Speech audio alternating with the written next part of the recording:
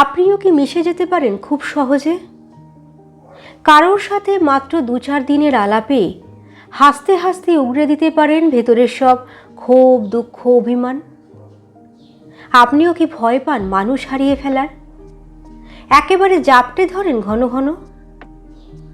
আপনিও কি ভীষণ রকম অবহেলা সহ্য করতে পারেন না? তবুও সামনে কিছু না প্রকাশ করে ভিতর ভিতর মেঘ জমান একটু একটু করে। আপনি কাচের মতো দৃঢ়, ক্ষত সেরে গেলেও ভাঙার দাগটা বয়ে বেড়াচ্ছেন আজীবন ধরে। আপনিও কি অজস্র ভুলের পরে সুযোগ দিয়ে চলেছেন কাউকে না কাউকে?